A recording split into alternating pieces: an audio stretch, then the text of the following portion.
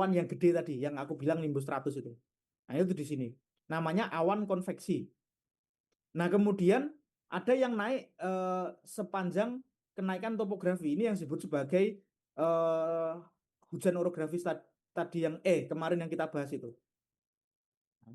Ada juga itu dia pertemuan massa udara panas, ya. Itu namanya awan konvergen. Nah, kalau misalnya pertemuan front itu pertemuan antara massa udara dingin cold air dan warm air. Nah, itu namanya eh, awan front. Ini nggak usah. Nah, ini ada jenis-jenis awan ya. Nah, ini maksudku, stratus itu seperti ini teman-teman, gambarannya sebelah kiri ini. Ini namanya stratus.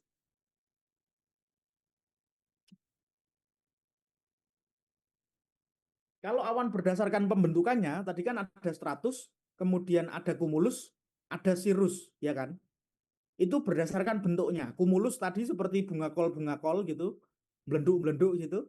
Sementara stratus itu ya yang tipis-tipis seperti ini. Kalau yang cirrus itu yang sangat-sangat tipis yang biasanya itu ketika awannya itu langit itu berwarna biru. Itu cirrus. Nah, kalau berdasarkan ketinggiannya, gitu, nanti ada yang kalau awalannya itu adalah strato gitu, itu berarti dia awan rendah, ya. Kalau di awalnya itu strato berarti awan rendah. Misalnya stratus, nimbus stratus, stratocumulus gitu. Itu awan rendah. Jadi ketinggiannya itu antara 0 sampai 2000 meter. Sementara awan menengah 2000 sampai 6000 meter itu diawali dengan alto, ya, alto.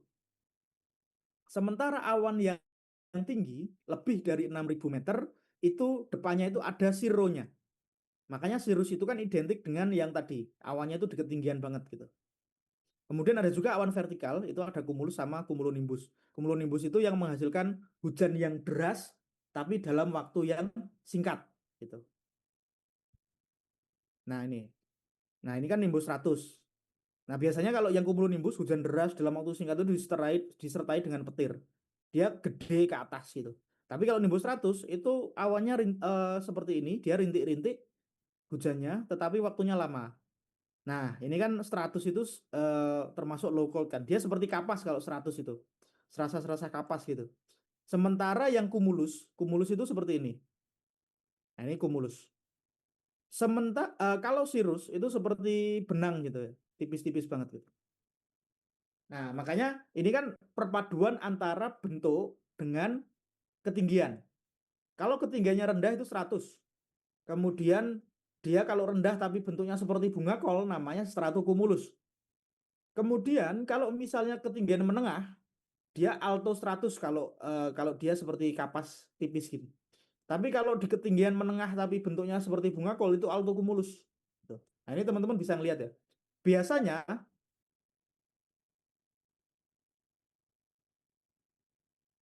bentar. Tak telepon bentar ya teman-teman ya. Istilah-istilah lain juga ya, teman-teman. Eh, bentuk, kemudian jenisnya. Gitu. Nah, ini sirus itu tipis-tipis ya. Kemudian stratocumulus itu tadi seperti bunga kol tapi ketinggiannya menengah, sorry rendah. Kemudian kalau sirus 100 tuh gini, tipis halus gitu. Nah, ini yang aku maksud tadi halo. Dia ada lingkaran cahaya akibat refleksi cahaya matahari oleh kristal es. Nah, karena dia tinggi, biasanya tuh terjadi adanya kristal es itu. Dia membeku airnya itu, uap airnya membeku. Nah, itu namanya halo, teman-teman. Jadi teman-teman ketika nanti lihat awan, ketika keluar gitu sambil menganalisis gitu. Oh, ini kira-kira awan apa ya? Kalau berdasarkan yang kemarin aku pelajari dengan Mas Ilham gitu. Gitu toh. Nah, ini sirocumulus ya, sirocumulus dia ketinggian tapi bentuknya bunga kol. Nah, kemudian jangan salah, ada yang namanya aircraft contrails. Kira-kira aircraft contrails itu apa? Teman-teman tahu nggak?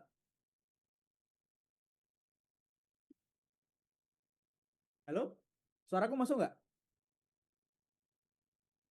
Kira-kira aircraft contrails itu termasuk awan atau tidak?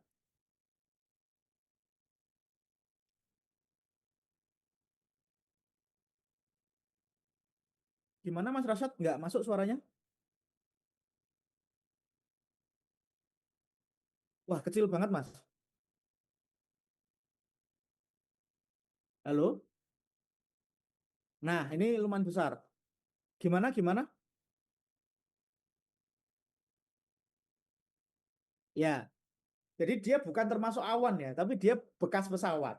Ini dimasukkan ke tengah-tengah sini itu untuk mengecoh teman-teman sebenarnya. Jadi itu bekas pesawat lewat. Nah, ini stratus itu seperti ini.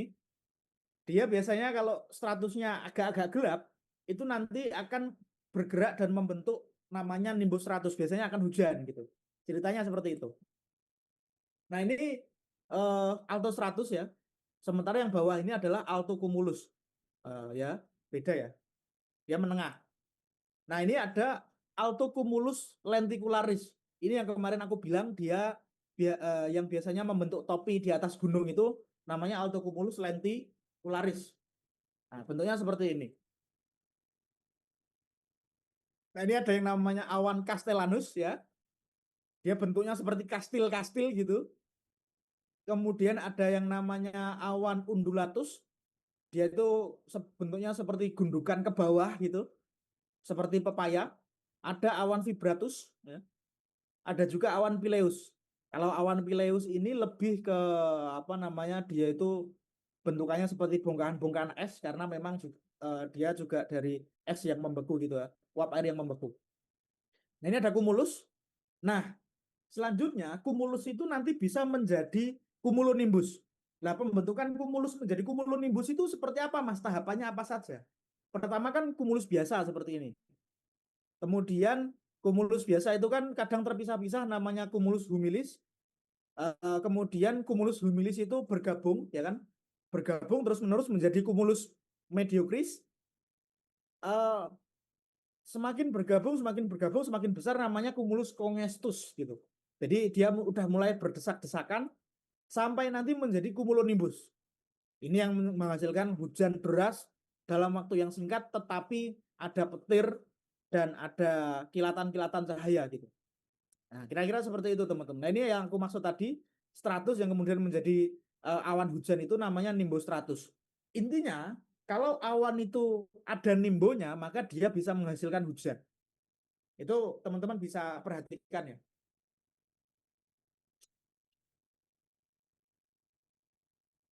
Kalau awan ada nimbonya, itu bisa menghasilkan hujan. Entah nimbonya di awal, seperti nimbus 100, atau nimbonya itu di akhir jadi nimbus gitu, seperti cumulonimbus. Nah, ini ada virga. Virga itu ceritanya awan yang mau hujan tapi nggak kemudian nggak jadi hujan gitu. Dia menguap kembali gitu. Kemudian ada awan mamatus gitu, seperti ya seperti inilah gambarannya. Arcus, Daencus. Nah, kemudian kalau ada awan yang tengahnya itu agak bolong itu namanya Lacosonus gitu. Nah, ini namanya Flocus. Flocus ini lebih seperti alto alto cumulus ya. Nah, kemudian kalau awannya itu terbentuk di stratosfer ya, kan kita pahami bersama bahwasanya pembentukan unsur cuaca itu hanya ada di troposfer. Tetapi khusus awan itu juga ada yang di stratosfer, namanya awan nacreus. Jadi awan nacreus itu biasanya terlihat ketika teman-teman itu misalnya di lintang tinggi, di daerah-daerah Greenland sana itu biasanya nacreus bisa terlihat. Kalau di kita di Katulistiwa itu nggak bisa terlihat. Tapi intinya dia terbentuk dari air yang padat dan dalam, tapi sangat-sangat dingin gitu. Kemudian di mesosfer itu ada juga awan namanya noctilucent. Nah, itu di mesosfer ada namanya noctilucent. Dia itu uh, apa terbentuk itu juga di uh, berbentuk putih gelombang gitu. Sebenarnya ini seperti ini ya, seperti seperti stratus, tetapi dia di ketinggian 75 km. Hanya terlihat ketika di lintang tinggi. Nah, gitu. Itu namanya noctilucent. Teman-teman bisa cek nanti, bisa diingat-ingat ya. Nah, ini fase perkembangan awan cumulus. Awalnya fase cumulus, kemudian fase mature tadi itu jadi cumulus humilis, kemudian cumulus mediocris, kemudian fase dissipating itu sudah menjadi cumulus apa namanya cumulus nimbus, cumulonimbus. Nah, kemudian ada juga istilah yang namanya kabut. Apa itu Kak kabut gitu? Apa bedanya dengan awan? Ada yang nggak? Ada yang tahu nggak bedanya kabut dengan awan?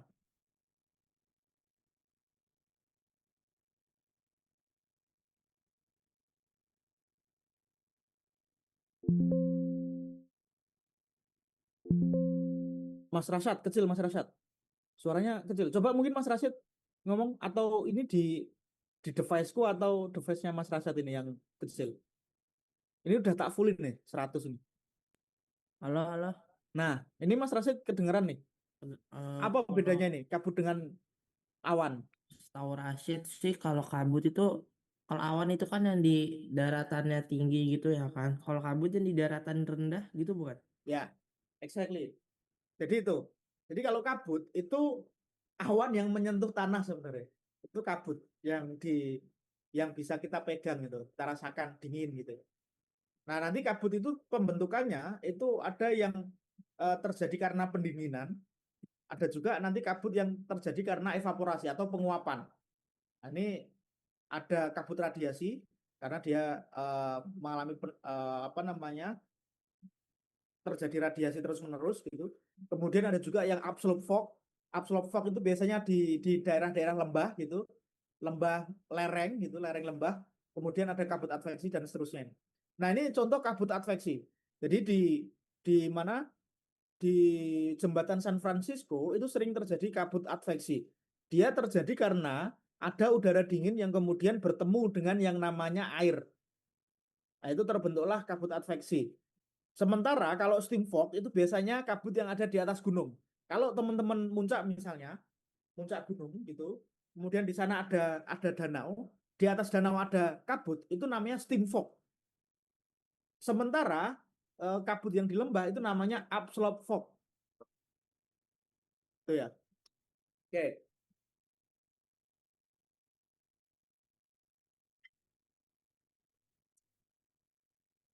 sampai sini ada pertanyaan teman-teman?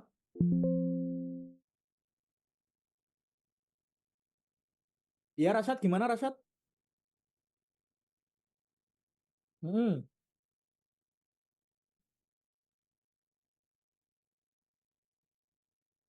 yang tadi kita pelajari ya, itu awan-awan khusus, Mas Rasad. Jadi ini toh, ini awan-awan khusus ini. Lacosonus, Pisatus, dan seterusnya ini awan-awan khusus. Sebenarnya yang penting itu sebenarnya ini aja. 1, 2, 3, 4, 5, 6, 7, 8, 9, 10. Secara umum ya 10 awan ini yang secara umum ada itu. Di mana-mana ada. Kalau awan-awan yang ada yang selanjutnya, yang misalnya lenticularis, itu nggak sering ada. Itu biasanya beberapa itu terjadi di Eropa, di lintang tengah, di lintang menengah sampai tinggi gitu. Kalau di Katulistiwa yang paling umum ya yang 10 awan itu Mas Rasyad. Jadi ini awan-awan khusus ini. Oke? Oke. Nah, oke. Kita lanjutkan ke curah hujan ya teman-teman ya.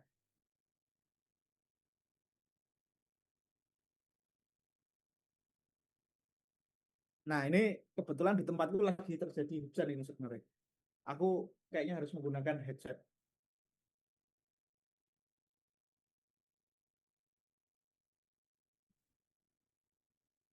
Oke. Halo? Suaraku masuk teman-teman ya? Jelas ya?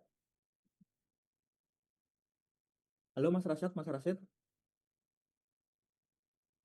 Suaraku kedengeran jelas? Tidak ya? Masuk Kak, masuk. Oke, oke. Ya udah, oke. Kita lanjut ke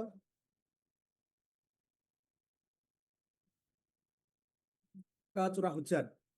Nah, kalau kita berbicara curah hujan, teman-teman, jadi curah hujan itu bahasa ilmiahnya itu adalah presipitasi. Jadi presipitasi itu adalah jatuhnya butir-butir air dari atmosfer ke permukaan bumi. Itu namanya presipitasi. Tapi kalau misalnya bentuknya cair, itu jadinya hujan.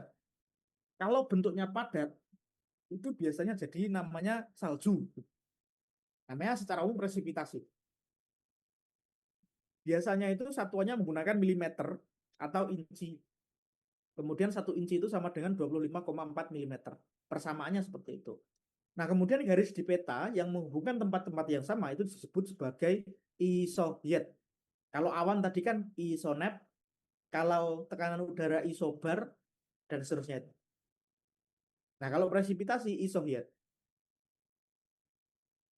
Nah, kalau kita berbicara volume air hujan, itu kan satuannya meter kubik gitu. Kenapa satuan curah hujan itu satuannya panjang seperti milimeter atau inci? Kira-kira kenapa?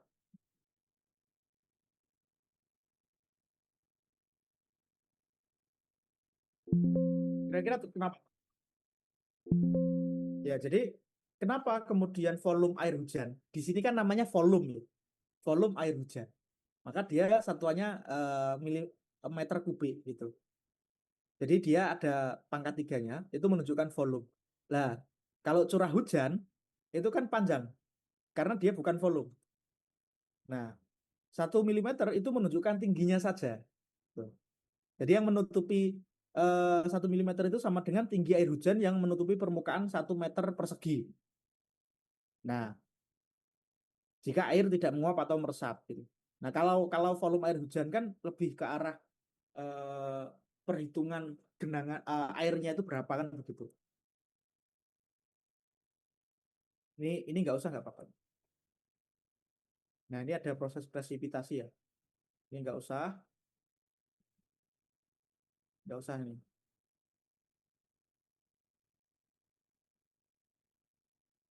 Ini nanti teman-teman kalau mau belajar belajar dipelajari sendiri saja. Ini terlalu detail. Nah, ini penting tapi. Nah, kalau misalnya itu yang tadi padat ya, itu kalau bentuknya itu sempurna seperti ini, itu namanya salju. Bentuknya sempurna. Tapi kalau dia itu bentuknya itu seperti ice pellet gitu ya kan? Jadi tetes-tetes yang bongkahan gitu itu namanya hailstone. Itu kalau bentuk saljunya itu bongkahan. Kemudian ada juga hujan itu yang kemudian menjadi apa namanya menjadi salju itu namanya freezing rain atau glaze. Sementara kristal-kristal dari tetes awan yang kemudian terkena daun, terkena apa namanya misalnya benda itu namanya rime, rim. Nah, faktor apa saja yang mempengaruhi curah hujan? Pertama itu lokasinya dekat dengan DKAT atau daerah konvergensi antar tropis atau ITTZ. Atau nama lainnya itu adalah Katulistiwa, nama lainnya lagi ada Doldrum. Nah, itu DKAT. Di daerah Katulistiwa itu kan penyinaran matahari tinggi. Sehingga karena penyinarannya tinggi, penguapan juga tinggi, evaporasi tinggi. Ya, yang terjadi apa kalau evaporasi tinggi? Ya, kondensasi juga gitu. Nah, kalau secara bentuk medan itu di gunung itu memang banyak hujan ya. Kalau secara bentuk medan ya. Kenapa di gunung banyak hujan? Karena ada yang namanya hujan orografis yang kemarin kita pelajari. Yang lanjutannya itu adalah angin fon itu. Itu bentuk medan. Sementara di daerah yang cenderung datar itu nggak banyak hujan. Nah, kemudian ada juga arah lereng medan. Kalau dia leeward itu berarti dia jarang hujan. Tapi kalau lerengnya itu adalah windward, maka dia akan sering hujan. Kemudian ada juga arah angin sejajar garis pantai. Biasanya jika sejajar itu dia tidak terjadi hujan. Tapi kalau tidak sejajar, itu sering terjadi hujan. Termasuk perjalanan angin di atas medan itu datar atau tidak gitu. Medan itu maksudnya topografi ya, bukan medan kota yang ada di Sumatera Utara. Nah, ini ada jenis-jenis hujan. Ini yang hujan konvektif yang tadi eh, terjadi karena apa pemanasan sinar matahari yang tinggi tadi namanya hujan konvektif. Kemudian ada juga yang kemarin hujan orografis ya, yang dia terjadi di windward. Kemudian, jadi nama lain leeward itu adalah daerah bayangan hujan, teman-teman. Itu nama lainnya. Kemudian ada juga hujan front. Jadi hujan frontal itu adalah hujan karena pertemuan udara dingin dengan udara panas. Dia terjadi hujan. Biasanya dia lebih deras daripada hujan orografis. Nah, ini pola curah hujan di Indonesia. Pola curah hujan di Indonesia itu ada ekuatorial, dia grafiknya membentuk huruf M ini, teman-teman bisa lihat. Nah, M ya kan. Jadi bawahnya ini menunjukkan Januari, Februari, Maret, April sampai di sini Desember. Kalau kita di Jawa itu kan warnanya kuning nih warnanya ya. Warnanya kuning itu berarti dia itu hujannya itu di bulan-bulan Desember, Januari ya ini, Desember, Januari, Februari ini hujan nih gitu. Tapi kemudian selepas sampai di bulan Maret atau mungkin April itu udah mulai mengalami penurunan hujannya. Dia udah mulai musim kering. Itu terjadi karena adanya namanya angin muson. Makanya tipe hujan, tipe pola curah hujannya namanya monsoon type gitu atau tipe monsoon, monsunal. Kalau dia daerahnya itu benar-benar dilewati oleh daerah atau oleh garis khatulistiwa, itu namanya tipe hujannya adalah pola curah hujannya adalah ekuatorial. Dia hujannya itu malah di bulan-bulan Maret, April, Mei itu yang tinggi. Kemudian mulai menurun, kemudian di bulan Juni, Juli, Agustus itu naik lagi. Tuh. Ada juga itu tipe lokal. Tipe lokal itu biasanya di daerah-daerah pegunungan seperti di daerah-daerah Papua ini dia tipenya lokal. Karena di sana banyak pegunungan, makanya ada sirkulasi tersendiri. Ya, sirkulasi zonal yang lokal gitu. Makanya hujannya itu nggak jelas dia. Dia malah sering hujannya itu di bulan-bulan Januari, Februari, Maret, April, Mei. Nah ini mulai Mei, Juni, Juli, Agustus itu malah tinggi dia. Sementara yang lain itu malah hujannya rendah. Nah, ini curah hujan tahunan di dunia. Teman-teman bisa lihat bahwa di daerah Katulistiwa itu warnanya biru, artinya hujannya itu tinggi. Ini kan Katulistiwa nih. Nah, ya toh? Sementara di daerah-daerah Lintang 30 misalnya, itu hujannya rendah, ya kan? Ini ya tadi kaitannya dengan tipe apa namanya? Sel sel Hadley sel Farrell tadi loh, teman-teman. Itu. Nah, kira-kira seperti itu. Oke. Sebelum masuk ke kelembapan, ada yang mau dikonfirmasi atau ditanyakan, teman-teman?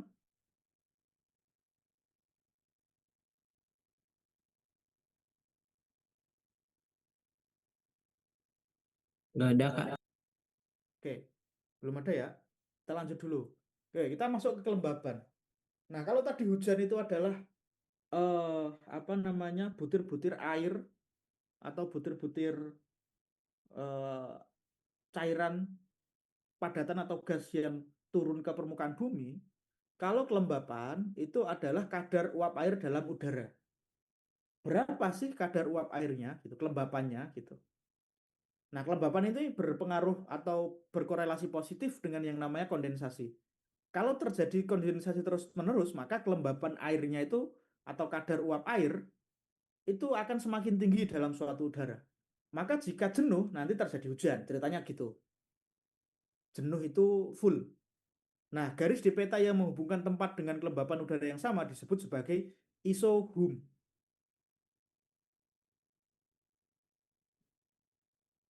Enggak usah. Ini enggak usah, enggak usah. Oke, oke. Kira-kira seperti itu berkaitan dengan kelembapan. Mungkin kita jelaskan yang berkaitan dengan kelembaban ini aja. Biasanya yang sering muncul itu yang ini, teman-teman. Kelembaban mutlak sama relatif. Kalau kelembaban mutlak itu merupakan massa jenis uap air. Jadi uap airnya dibagi dengan udara lengasnya itu berapa. Tuh. Nah, kalau kelembapan relatif itu nilai udara jenuhnya itu berapa, kelembapan udara absolutnya berapa. Jadi absolut dibagi jenuh dikalikan 100 itu namanya kelembapan relatif. Yang paling sering muncul itu ini soal di yang kelembapan relatif ini. Jadi misalnya ada soal nih, ini langsung jawab ya. Ini kan perhitungannya simpel ya. Eh, Rashad dan Rashid sedang pergi ke Jogja ke Candi Ratu Boko. Di Candi Ratu Boko tercatat berdasarkan pengamatan oleh peneliti BMKG itu memiliki kelembapan udara absolut sebesar 20 ya, 20. Sementara nilai jenuh udaranya itu adalah 80. Kira-kira berapa kelembapan relatifnya?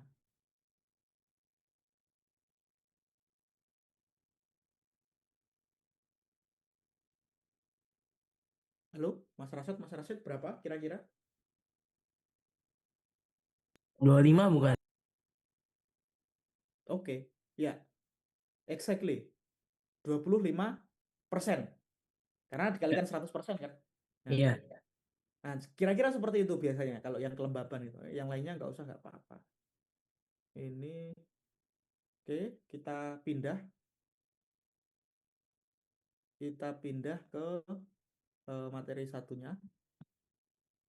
Sampai sejauh ini ada yang mau dikonfirmasi oleh Mas Rasyid dan Mas Rasyid?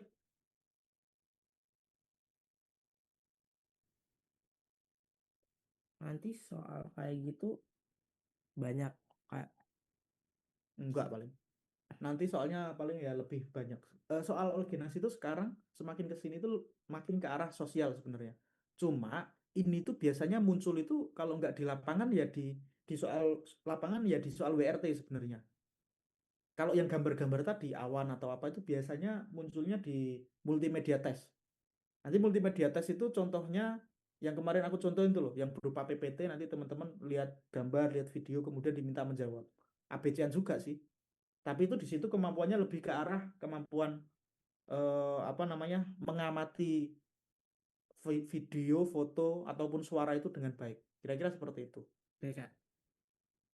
Tapi tetap dipelajari ya. Oke, Oke, ada lagi yang mau dikonfirmasi atau ditanyakan? lanjut aja.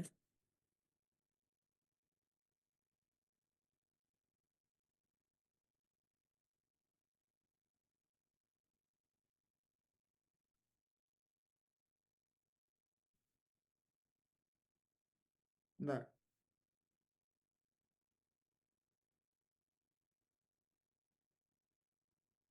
Oke, selanjutnya itu eh, unsur-unsur cuaca tadi itu bisa dipetakan, bisa digambar. Petanya itu namanya peta sinoptik, gitu. Peta sinoptik. Nah, peta sinoptik ini contohnya seperti ini. Jadi terbagi simbol meteorologi itu terbagi menjadi dua jenis ya. Eh,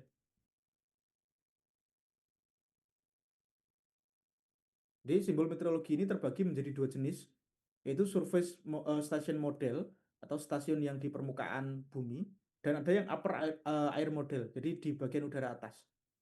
Nah, kira-kira itu bentuk peta sinoptik itu seperti ini, teman-teman. Nah, terus apakah itu A itu apa, B apa, C apa, D apa, E apa, F apa, G apa? Kira-kira seperti apa, Pak? Kak, itu penjelasannya. Bacanya bagaimana, Kak? Nah, kalau suhu ya, ini kan di sini ada deh 20, 20 gitu. Nah, kalau suhu dan titik embun, jadi 20 ini itu menunjukkan suhunya. Berarti suhunya adalah 20 derajat Celcius. Sementara titik embun itu adalah titik di mana kondensasi itu terjadi, pengembunan itu terjadi. Nah, ini titik embunnya 14. Jadi keduanya itu biasanya ditulis dalam bentuk derajat Celcius ya atau Fahrenheit lah. Jadi 20 derajat Celcius, kemudian titik embunnya itu akan mengembun itu di 14 derajat Celcius. Itu namanya titik embun ya, teman-teman ya. Oke. Nah, kemudian tutupan awan kalau seperti bulatan, bulat terus tengahnya putih, itu langit cerah. Kalau ada garisnya satu garis, itu namanya perawanan 1/8 atau awannya itu kurang gitu ya. Tutupan awannya kurang. Kalau misalnya seperti ini, berarti perawanan 25%. Sebenarnya ini matematika ya. Kan kosong, berarti langit cerah, nggak ada awan. Dan satu, garis satu berarti 1/8. Kalau ada hitamnya itu full gini, sorry, hitamnya itu seperti diagram pi 25%, berarti 25%. Kalau 25% tambah satu garis, itu namanya tutupan awan 3/8. Nah, kalau seperti ini, berarti tutupan awan 50%. Kalau seperti ini, berarti tutupan awan 75%. Gitu toh. Kalau seperti ini, berarti tutupan awan adalah 7/8 atau lebih lah. Nah, kalau ini full awan, full berawan lah. 100% tutupan awan. Ada juga Kalau misalnya seperti ini berarti tidak terlihat tuh berdasarkan alatnya itu nggak terlihat. Namanya visibilitas kabur, dia X tandanya. Jadi alatnya itu sedang error karena apa gitu ya. Kalau M itu berarti datanya itu kosong, nggak ada data di sana. Nah, ini menunjukkan kecepatan angin, teman-teman. Ini. Berarti arah datang angin itu dari timur, ya kan? Kecepatannya gimana? Kecepatannya dari bar ini. Nah, bar ini menunjukkan bar pendek itu 5 knot. Bar panjang itu 10 knot. Berarti kecepatannya berapa, Kak? Kecepatannya adalah karena di sini ada 5 dan 10 berarti 15 knot. Kalau seperti ini, berarti itu kecepatannya itu 50 knot. Tinggi banget itu. Cepat banget. Nah, satuannya adalah knots atau meter S pangkat minus 1. Itu knots. Nah, ini kan 5 knots. Ini 15 knot. Ini berapa knot kira-kira? 25. 25 knot. Kalau ini Eh berarti berapa dong kalau kayak gitu? ya berapa? 60 ya? 60 knot. Ini kan Iya. 50 nih. Ini 10 nih. Ini kan panjang tuh. Nah, kalau misalnya nanti ini ada garis lagi, sebentar. Tak kasih.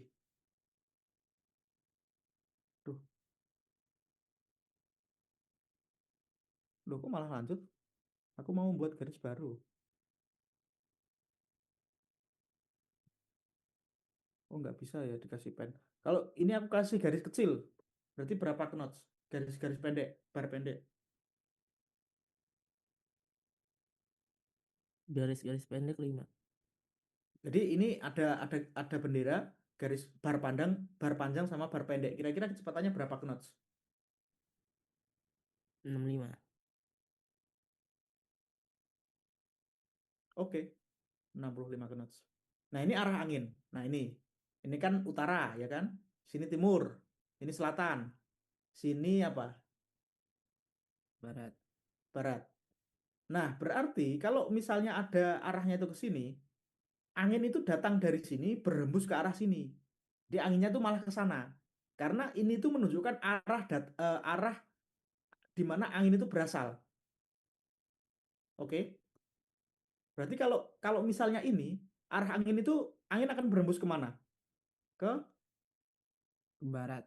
barat. Nah, di angin akan berhembus ke barat. Karena dia berasal dari Timur. timur. Oke. Nah, arah angin adalah arah dari mana angin berhembus. Jadi ini kan berarti angin berhembus dari apa ini? Tenggara. Timur, tenggara ke arah barat laut. Laut. Ya. Oke. Nah, ini kalau tadi awan, sekarang kita ke tekanan udara. Ini kan berarti oke, dari ini arah anginnya dari mana? Tenggara. Ke arah Barat. Laut. barat barat laut. Dengan kecepatan 15. tutupan awannya berapa? Itu 6/8. 75%. 5%. Ya. Oke. Nah, kalau tekanan udara itu ditunjukkan oleh ini 0,13 ini. Ini tekanan udaranya. Jadi caranya untuk menginterpretasi gimana, Kak, gitu. Kalau misalnya nilainya itu lebih dari 500 gitu ya. Misalnya misal 827 gitu ya, 827. Maka nanti di di di awalnya itu diberikan angka 9 kemudian bagi dengan 10. 827 makanya dia 9827 sebenarnya kan. Kemudian kalau dibagi 10 berarti 982,7 milibar. Caranya membacanya seperti itu. Kalau nilainya di sini adalah lebih dari 500 ya. Kalau kurang dari 500 seperti yang digambar itu seperti apa, Kak? Berarti eh, yang hilang itu adalah angka 10-nya. Berarti di depannya tambah 10. Itu. Kalau ini kan contohnya 027, berarti kan 1002,7. Lah kalau 013 ini kira-kira berarti cara membaca tekanan udara berapa bar? berapa milibar kalau yang ini? Kalau ini kan contohnya 0,27 ya. Dibacanya itu adalah 1002,7 milibar. Kalau 0,13 kira-kira tekanan udaranya berapa?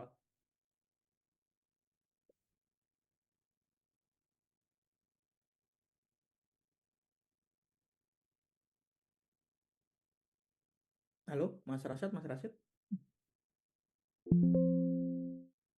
Nah, ini tekanan udaranya berapa ini? Kalau yang ini,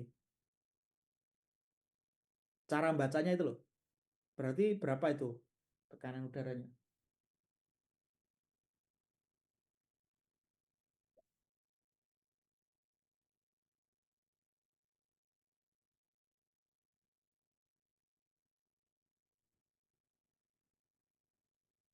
Ini loh, teman-teman. Ini kan 0,13 ini kira-kira kurang dari 500 atau lebih dari 500.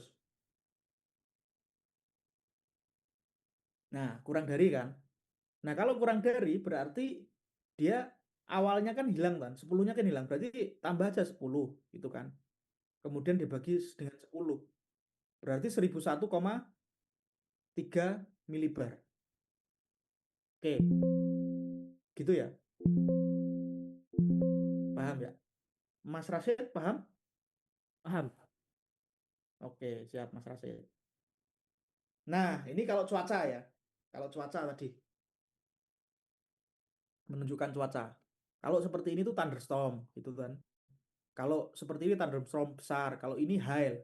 Hail itu yang tadi itu hujan salju yang bongkahan-bongkahan. Kalau ini haze, ini kabut, garis-garis dua. Kalau seperti ini kristal es. Kalau hujan itu seperti ini, apa ringan. Kemudian di sini ada moderat, deras, dan seterusnya. Teman-teman bisa ingat-ingat dan dibaca ya. Kalau X itu salju, nanti kalau dua doang itu ringan, kalau tiga moderat, kalau empat deras gitu kan. Nah, ini ada badai tropis itu eh, tengahnya itu nggak ada seperti mata tapi tengahnya nggak ada hitamnya. Kalau hurricane ada hitamnya. Tuh. Oke, sampai sini berarti paham ya teman-teman. Oke, sebelum ke alat meteorologi, aku mau ngasih teman-teman eh, tugas. Nah, ini silahkan ini dikerjakan. Cara membacanya itu seperti apa? Jadi misalnya dimulai dari A. A itu kan menunjukkan tutupan awan. Tutupan awannya berapa. Kemudian B tekanan udaranya itu berarti berapa bacanya. Kemudian C itu berarti apa namanya suhu. Kemudian ini adalah apa namanya ini hujannya, ini kondisi cuacanya. Kalau D ini tadi apa? Kalau ini kan titik embun. Kalau ini kelembabannya. Nah, silahkan teman-teman ini dikerjakan. Aku beri waktu sekitar 10 menit, cukup nggak 10 menit? Mas Rasyid, Mas Rasyad.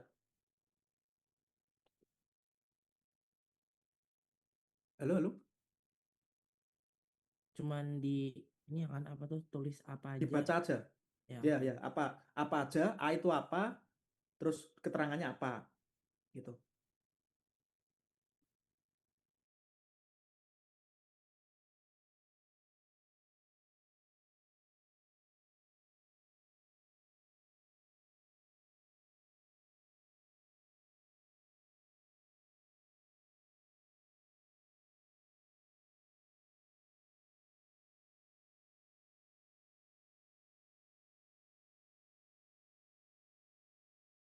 Kak, tadi kayaknya kelembapan belum deh.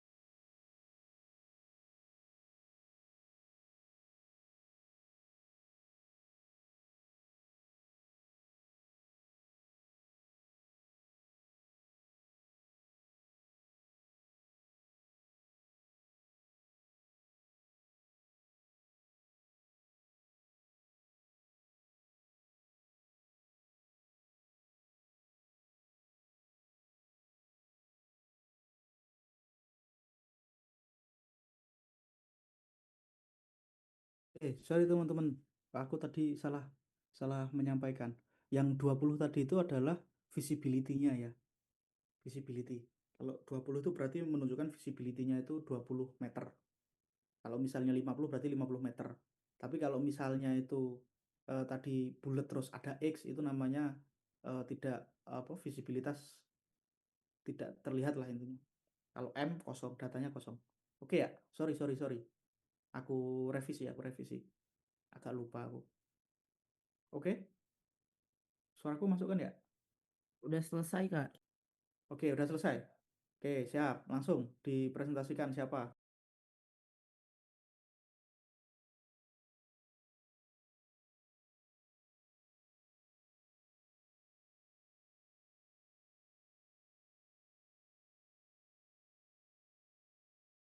Kalau dimulai dari yang A, itu tutupan awan itu 75% atau 6/8.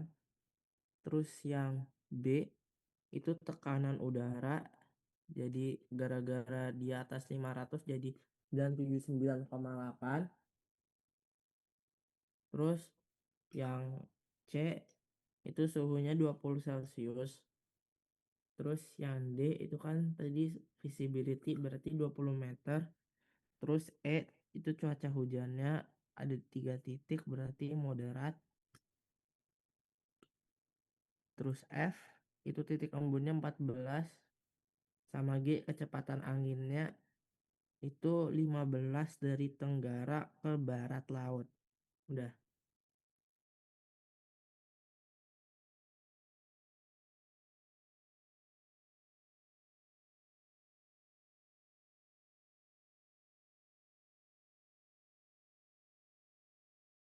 Kakak masih mute ya? Oke, ini Mas Mas Rasid kan udah. Aku mau Mas Rasyad gantian. Mas Rasyad yang menjelaskan langsung. Kayaknya kan cepet tadi Mas Rasid ya. Bentar,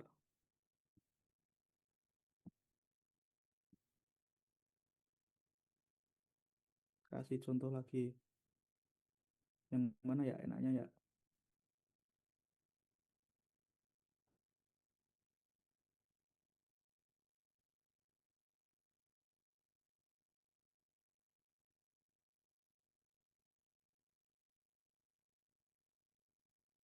Ini kali ya.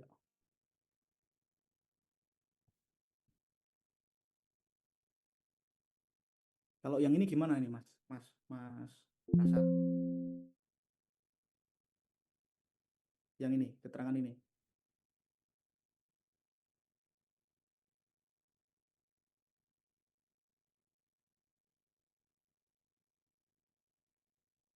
Hmm. Dari arah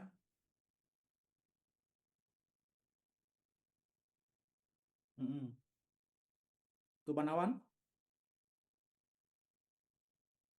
Mm-mm. Terus suhu, titik embun. Ini visibility-nya.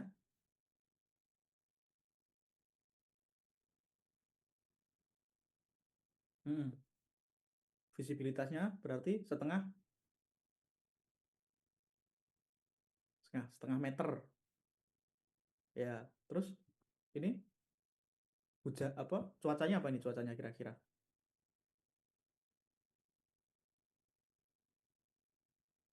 Atau ini dulu deh, tekanan udaranya berapa?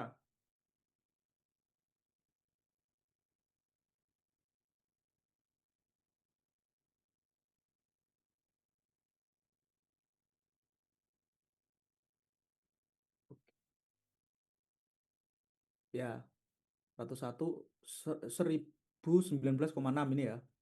Nah, ini tekanan ya. Oke. Kira-kira seperti itu ya caranya, teman-teman.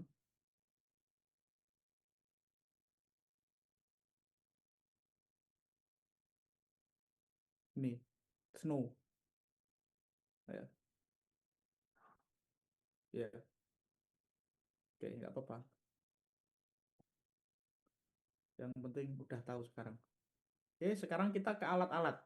Jadi cara-cara mengukurnya tuh alat-alatnya apa saja sih Kak? Alat-alat untuk mengukur tadi itu cuaca, kecepatan angin dan seterusnya itu apa aja? Nah, di sini kalau teman-teman nanti main-main ke BMKG itu ada yang namanya taman alat. Nah, taman alat itu seperti ini nih. Hmm. Di sini ada berbagai alat di situ. Di situ dia berupa lapangan gitu. Kenapa kemudian di situ nggak ada pohon besar gitu? Taman alat itu harus jauh dari pohon besar. Kalau misalnya dia dekat dengan pohon besar, maka nanti alat itu nggak bisa berfungsi optimal dalam mengukur eh, apa namanya mengukur apa ya bahasanya itu mengukur fenomena. Nah ini meletakkan alat-alat klimatologis bidang tanah apa namanya sebidang tanah datar, kemudian sudut pandangnya itu 45 derajat berumput pendek, kanan kiri tidak boleh ada bangunan atau pohon yang tinggi gitu kan. Dan dia harus diberi pagar agar terhindar dari gangguan binatang, gangguan bahaya dan seterusnya. Nah, ini ada yang kedua, alat kedua ada yang namanya aktinograf bimetal. Aktinograf bimetal itu untuk mengukur intensitas radiasi matahari. Intensitas radiasi matahari. Jadi satuannya adalah eh, kcal per sentimeter persegi. Di keterangan pias itu diganti setiap hari. Ini nggak usah, ini nggak mungkin keluar. Nah, kalau Campbell Stokes itu lama penyinaran matahari ya, kalau Campbell Stokes. Nah, Gunbelani ini juga untuk mengukur intensitas cahaya matahari, jadi kalori per sentimeter persegi. Kemudian kalau psikrometer standar itu dia digunakan untuk mengukur apa namanya suhu. Dia kan ada termometer bola kering, bola basah, maksimum minimum, ya kan? Sama pitch evaporatometer. Jadi dia untuk mengukur suhu udara dan kelembapan udara. Kelembapan udara itu persennya dari mana? Dari pitch evaporimeter ini didapatnya. Sama termometer bola kering dan bola basah. Nah, ini maksimum termometer, ya kan? Dia sampai maksimum. Kalau yang minimum termometer ya seperti ini. Nah, kemudian barometer. Awalnya bar, berarti dia untuk mengukur tekanan udara. Jadi dia itu tabungnya berisi air raksa gitu. Tapi di dalamnya juga ada termometer untuk mengetahui suhu udara ruangan. Dan ini nggak boleh terkena sinar matahari langsung gitu ya. Nah, kemudian kalau tadi barometer itu manual, ada yang namanya barograf. Kalau graf-graf itu biasanya dia sedikit lebih otomatis gitu ya. Nah, pencatat tekanan udara secara otomatis. Kemudian ada anemometer. Jadi dia anemometer tingginya itu 10 meter. Itu biasanya untuk arah 8 mata angin dan kecepatan angin ya, ke knot. Jadi di sini tuh dia tinggi 10 meter. Kemudian untuk mengukur secara otomatis semua tadi itu, dia ada alat-alat yang kemudian langsung terhubung dengan komputer. Jadi AWS namanya, Automatic Weather Station. Dia ada suhu udara, kelembapan, tekanan udara, arah angin, kecepatan angin, curah hujan, penyinaran matahari, suhu tanah. Nah, nanti jadinya ya kayak tadi, kayak peta sinoptik tadi nanti. Data tersimpan di data logger dan disambung melalui kabel komputer. Jadi langsung nyambung ke sini. Namanya AWS, Automatic Weather Station. Kemudian ada yang namanya termohigrograf. Ya. Kalau termohigrograf, depannya termo berarti dia mengukur untuk suhu, kemudian higro itu kelembapan, graf itu otomatis. Pencatat suhu udara dan kelembapan relatif secara otomatis. Dia langsung tertulis di sini gitu ceritanya nanti. Dan ini ada termometer tanah gundul, itu untuk ketika suhu tanah ketika gundul ya.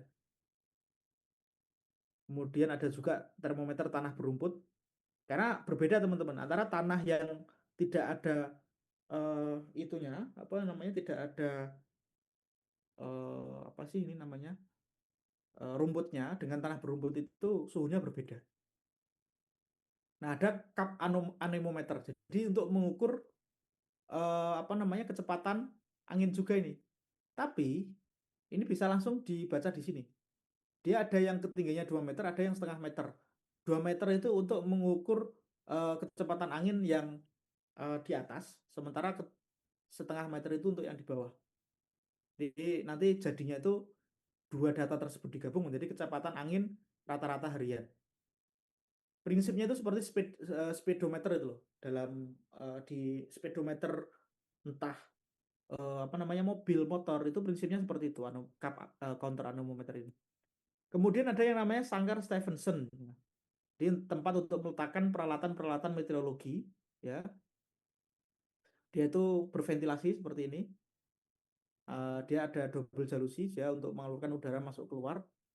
Dia dicat putih itu agar memantulkan cahaya. Sehingga yang ada di dalam pengukurannya itu nanti tidak terpengaruh oleh cahaya. Kalau misalnya dibuat berwarna hitam, maka suhu di dalamnya akan panas gitu.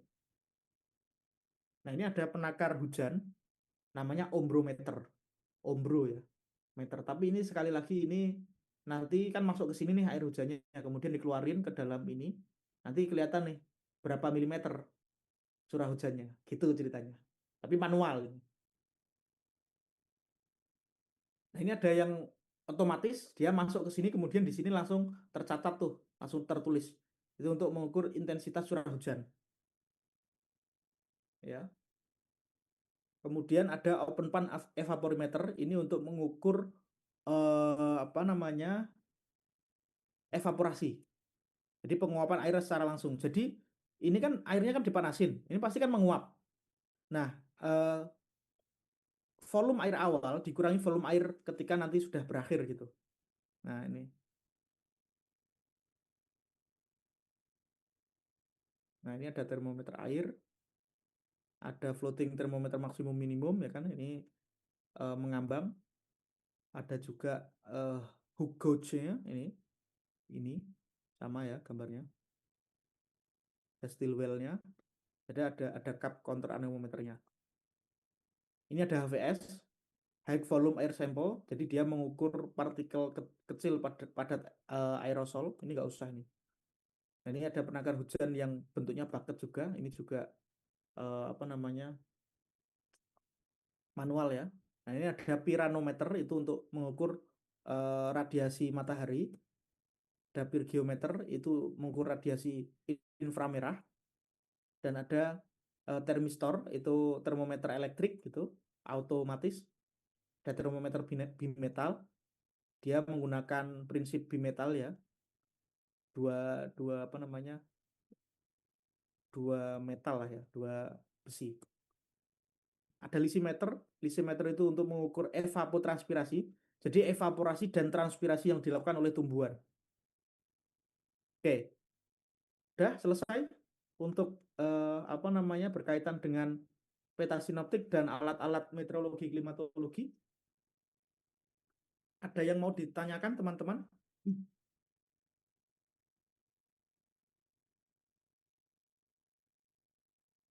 Halo, halo. Eh, Ada yang mau ditanyain nggak? kayaknya Gimana, belum Mas ada deh. Rasid? Belum ada ya?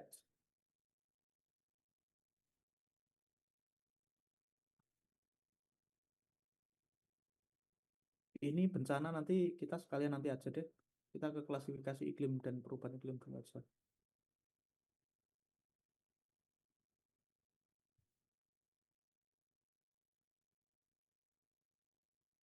Bentar-bentar, kalau bencana tuh berapa slide itu? Mikirku itu mau tak selesaikan semua gitu loh, yang sini tuh. Oh, ini nggak usah, nggak apa-apa sih kalau ini. Hmm.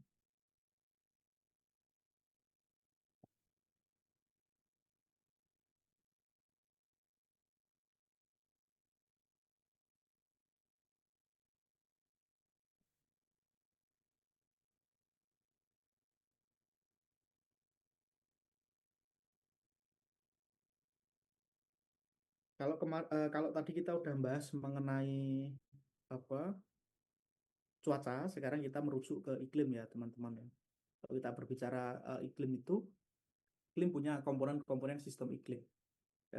Seperti yang sudah apa namanya sudah kita pelajari bersama, bahwasanya iklim itu kan dia waktunya panjang, kemudian eh, apa namanya waktunya panjang dan cakupannya itu luas. Waktunya itu bisa mencapai ya minimal 30 tahun itu baru disebut sebagai iklim. Nah, pertanyaannya apakah komponen sistem iklim itu sama dengan komponen, komponen cuaca, teman-teman?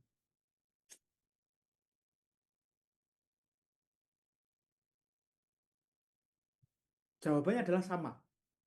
Komponen sistem iklim sama komponen cuaca itu sama aja. Jadi ada 5 ini. Ada atmosfer. Atmosfer itu ya lapisan udara yang menyeliputi bumi. Ada hidrosfer, itu lapisan air. Ada litosfer, itu lapisan batuan. Ada biosfer, itu lapisan makhluk hidup atau ya manusia, tumbuh-tumbuhan, hewan. Sama kriosfer. Kriosfer itu lapisan es yang menyelimuti bumi. Itu namanya sistem iklim. Nah,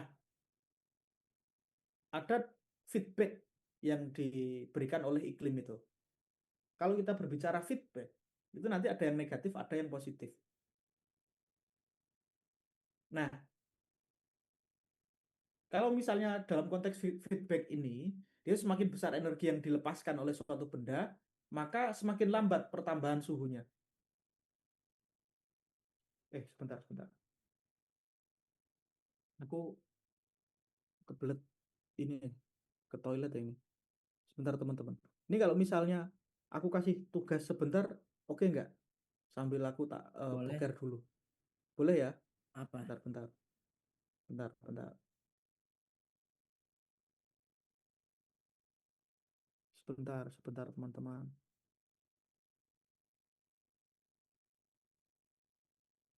Oke, sik, sik, sik. Tak kasih tugas. Apa namanya?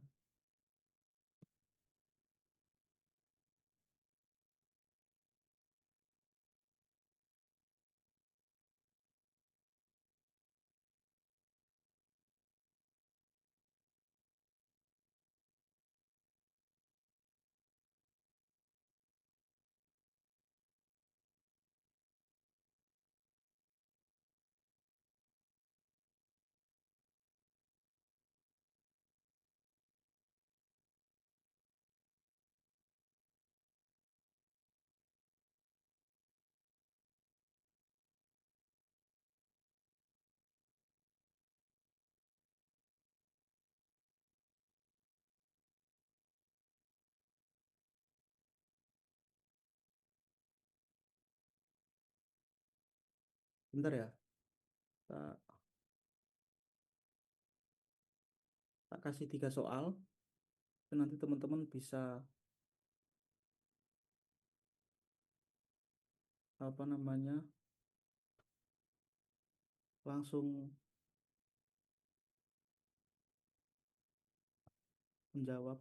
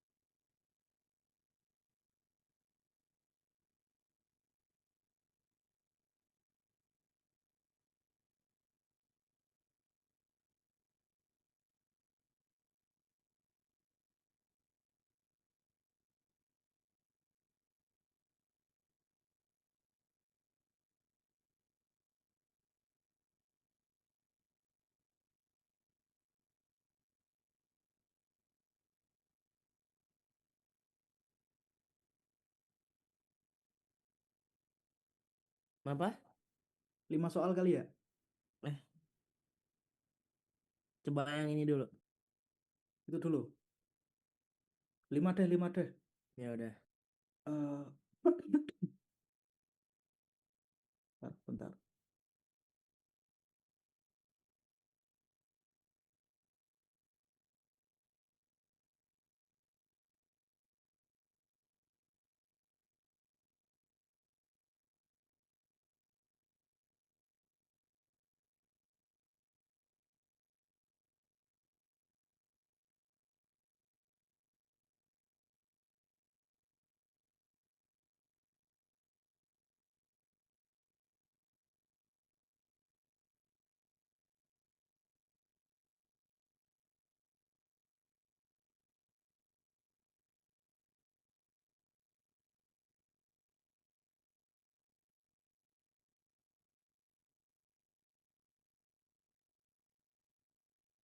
Oke, oke teman-teman, aku boker dulu ya. Bentar, bentar.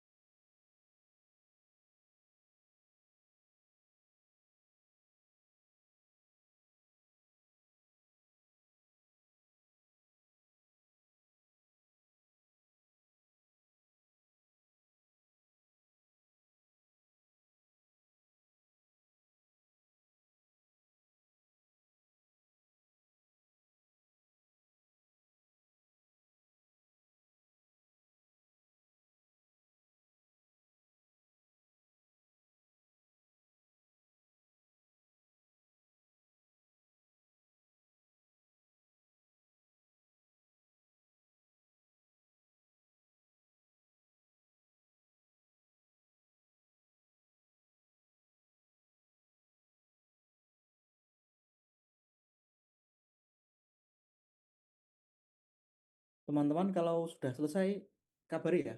Kita langsung bahas aja. Kira-kira jam 15.45 udah selesai belum ya?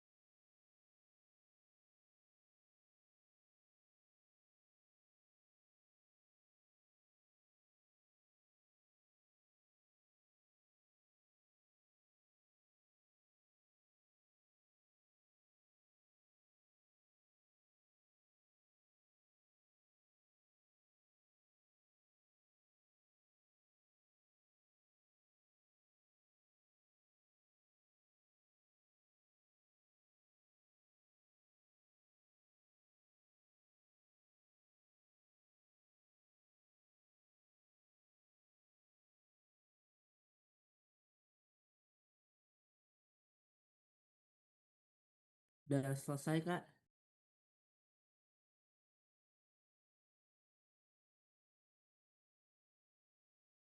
Oke, silahkan dijelaskan mungkin dari nomor satu silent apa dari Rashid, nomor dua kemudian siapa namanya Rasya, terus terusnya gitu. Silahkan dimulai dari siapa, monggo. Yang pertama Rashid yang mulai. Pertanyaannya Mhm. itu kan ada langsung ke jawabannya aja ya. Jadi Oh, penyebab terjadinya perubahan cuaca itu faktornya itu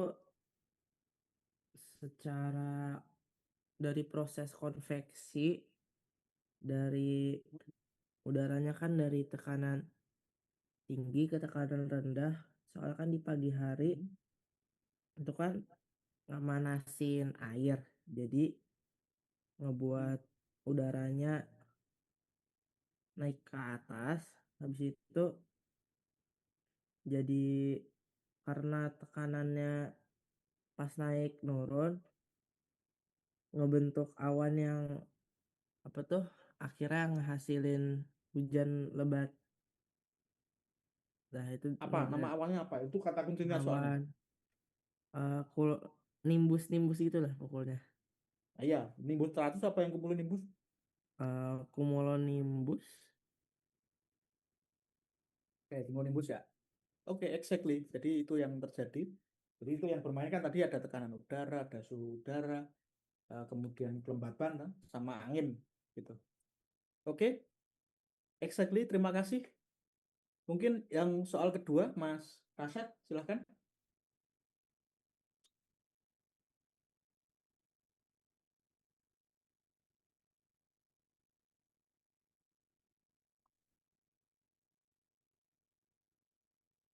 Ya.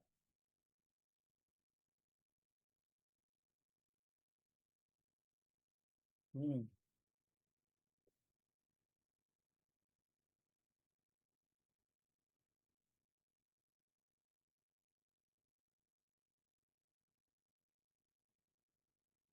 Hmm. Ya,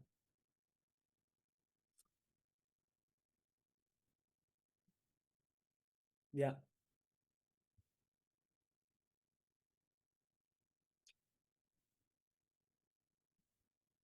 Oke, mantap, mantap. Nah, ini mantap nih, suka aku penjelasan kalian.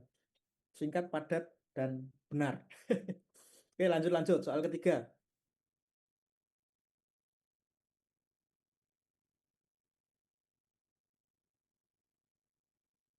Mas, ya Pak Rasid.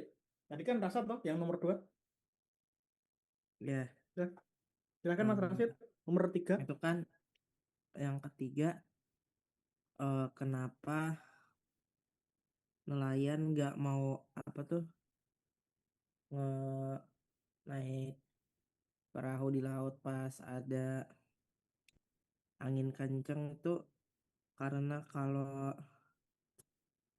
itu kan kalau perahu di laut itu kan biasanya ada pasang surut air laut ya kayaknya. Kalau Ya, ya. siang hari itu kan bagus, terus malam hari jadi nggak bagus soalnya gelombangnya kencang gitu. Oke, oke. Resikonya apa resikonya kira-kira? eh Apa ya, perahunya nggak bisa ngelawan ininya ombaknya, jadi ya kemungkinan bisa aja perahunya rusak atau apa gitu. Oke, oke. Ya, ya beberapa keyword tadi sudah muncul ya. Jadi prinsipnya angin kencang itu kan angin seperti yang kemarin kita bahas itu kan dia juga mendrive arus laut kan, gitu? Dia Ya, mendrive air laut dan arus laut dan mendrive mempengaruhi gelombang tinggi. Semakin kencang angin maka gelombangnya bisa semakin tinggi, arusnya bisa semakin kencang. Nah, eh, ini beresiko sebenarnya tadi salah satunya perahu rusak dan seterusnya. Tapi yang paling parah itu bisa jadi perahunya itu tenggelam dan nelayannya bisa meninggal lah di sana gitu. Itu dua dua poin yang paling parah. Oke, oke. Tapi overall udah oke. Kemudian soal selanjutnya,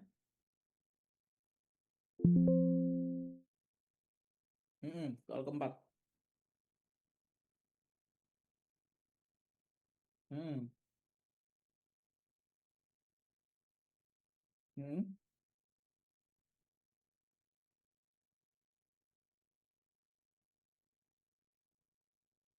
mm. Kerusakan ekosistem.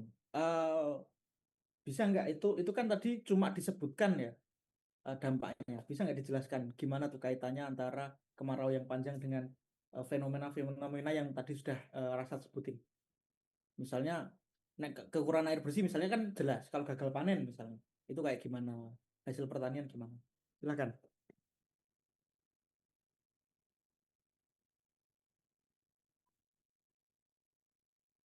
Hmm.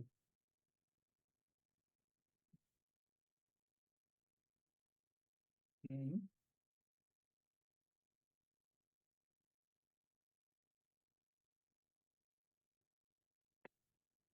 Iya,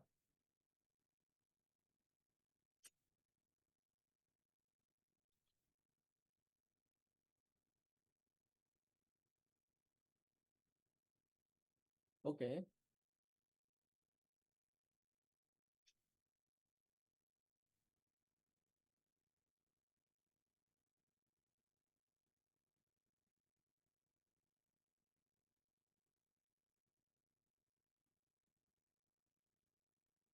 Loh, kok malah erosi tanah? Gimana itu kekeringan? Kayak erosi tanah itu kan dia kan pengikisan tanah oleh air masalahnya. Kalau yang sebelum-sebelumnya udah bener nih. Nah, ini tiba-tiba erosi tanah nih gimana nih penjelasannya?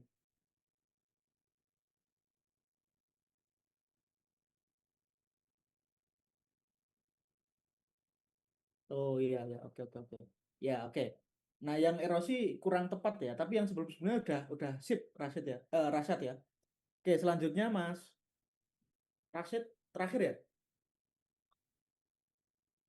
iya yang terakhir. Ya, silakan silakan. Jadi kan kenapa di pegunungan suhunya lebih rendah sama pantai padahal wilayahnya sama. Kalau dari pantai itu kan karena ada di apa tuh diserap panasnya sama air lautnya ya kan, sama udaranya kan udah lembab juga dari evaporasinya ya kan. Kalau Hmm. di gunung itu kan biasanya udaranya kering sama anginnya kenceng, jadi naik apa tuh tekanan udaranya, jadi biasanya jadi lebih cepat pendinginannya. Hmm. Ada satu, ya itu tadi udah lumayan oke. Tetapi ada satu keyword yang sebenarnya Rashid belum sampaikan. Itu berkaitan dengan ketinggian tempat. Kan kita sudah membahas yang perbedaan suhu berdasarkan ketinggian tempat, perbedaan suhu berdasarkan letak lintang itu loh Mas Mas Rashid. Ingat nggak? Ingat. Nah, dirimu belum meng-highlight berkaitan dengan perbedaan suhu akibat ketinggian tempat. Coba mungkin bisa dijelaskan nih. Oh ya, kalau di lokasinya tinggi itu kan udaranya kalau nggak salah kan semakin rendah. Soalnya apa tuh Hmm. masanya dikit. Terus Hmm. kalau sebaliknya di pantai, kalau apa tuh lebih tingginya lebih pendek, masanya bisa lebih banyak gitu. Iya, iya, oke, oke, oke. Oke, oke, oke. Itu kaitannya dengan ini ya, tekanan udara lah ya, dan kerapatan udara, atau densitas. Oke, oke. Jadi secara prinsip kira-kira soalnya seperti itu teman-teman. Kan kemarin aku lebih banyak menjelaskan prinsip-prinsipnya meteorologi klimatologi itu secara unsur-unsur atau komponen cuaca itu seperti apa. Dan tadi soalnya itu lebih ke analitis. Alhamdulillah teman-teman bisa mengaplikasikan keilmuan-keilmuan yang sudah aku sampaikan kemarin itu dengan baik. Nah ini masih ada waktu sekitar 8 menit. Mungkin teman-teman bisa menanyakan atau mengkonfirmasi apapun yang mungkin masih dibingungin. Misalnya kemarin teman-teman belajar terkait fenomena A atau mungkin belajar beberapa PPT yang sudah aku kirim atau modul yang ada gitu. Nah kira-kira seperti itu. Monggo mungkin jika ada yang mau ditanyakan Mas Rasa dan Mas Rasid. Tapi overall tadi dari pertanyaan-pertanyaan yang sudah aku berikan cukup nyambung.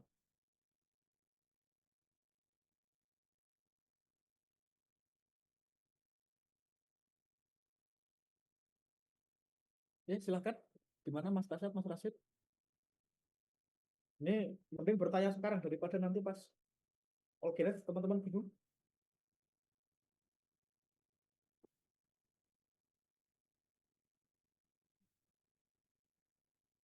Bentar Gimana? ya Kak, lagi Oh, apa tuh oke, oke, silahkan. analisis dulu.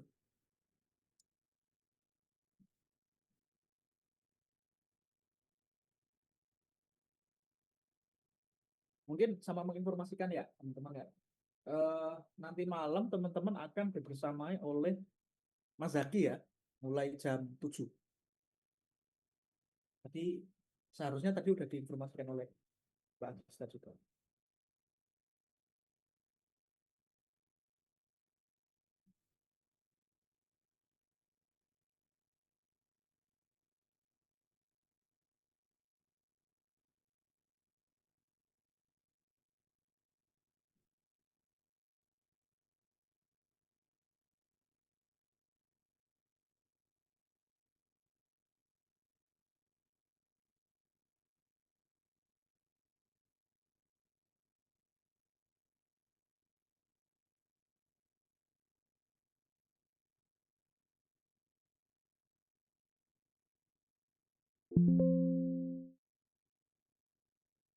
Halo, halo, gimana Asap?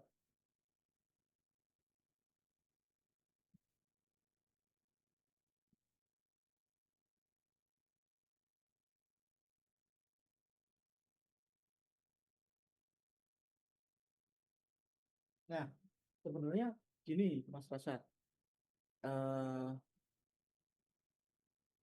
bentar, tak bukain gambarnya. Jadi dari gambar tersebut tuh nanti biar kamu lebih mudah untuk memahami maksud.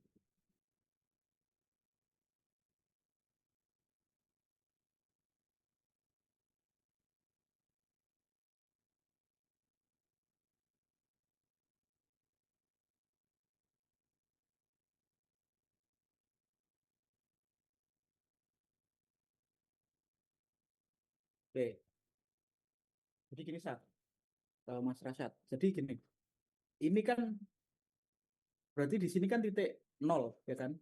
Nol Katulistiwa. Terus di sini itu 30 derajat lintang utara, di sini 30 derajat lintang selatan. Terus di sini 60 derajat lintang selatan, di sini 60 derajat lintang selatan. Prinsipnya semakin ke apa namanya ke Katulistiwa itu akan semakin panas Mas Rasyad. Kemudian semakin ke mana ini ke apa ke kutub itu akan semakin dingin. Nah, tetapi karena adanya sel-sel ini, ketika misalnya dia di apa ini di 30 derajat di daerah sini, dia itu memang eh, apa ya? Karena adanya jet stream tadi, dia lebih panas. Yang warna merah itu loh. Mana ya gambarnya ya? Dia lebih panas sehingga di sini itu banyak terbentuk gurun. Ya enggak? Di lintang utara ini banyak terbentuk gurun. Misalnya dari Cina, kemudian kalau ditarik misalnya ke Eropa ke ini kan banyak gurun-gurun Sahara, Gobi dan seterusnya itu. Itu di sini. Terus mesti kan kamu bertanya-tanya, kenapa yang di selatan itu nggak terbentuk gurun, gitu kan? Padahal sama-sama panas nih, gitu. Kalau di ekuator kan panasnya kan panas-panas lembab. Kalau di sini panasnya itu panas-panas kering. Nah, kenapa? Tapi kenapa Kak yang di selatan itu kok nggak banyak gurun ya, gitu? Karena di selatan itu nggak banyak daratan yang berupa daratan luas, gitu. Dia itu deket-deketnya itu ya laut. Sementara di utara, di lintang utara, itu banyak tuh daratan luas. Misalnya ada dataran Cina, kemudian ada Rusia, kemudian ada macam-macam gitu. Akhirnya jadilah gurun itu. Tapi gurun jangan salah. Kalau di sini kan gurun panas ya. Ada juga gurun dingin. Nah, gurun dingin itu nanti yang di sini di 60 derajat lintang mana itu? Lintang selatan dan 60 derajat lintang utara di sini, di daerah ini. Ini nih banyak banyak gurun nih, tapi gurunnya gurun dingin. Makanya kalau teman-teman lihat ini berdasarkan peta ya, di daerah-daerah sini itu ada gurun ya salju lah intinya tuh. Ada Greenland, ada kalau misalnya ke atas lagi itu ada Arctic dan seterusnya gitu. Kira-kira seperti itu Mas Rasyad kalau berkaitan dengan letak lintangnya. Oke, oke. Kalau dari Mas Rasyad tadi ada pertanyaan?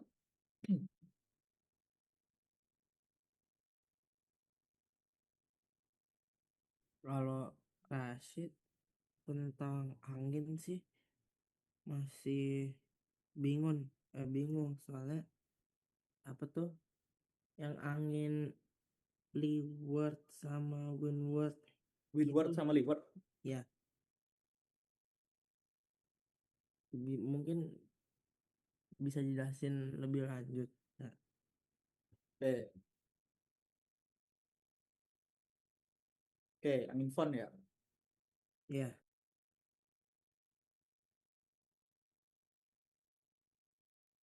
Jadi kan gini,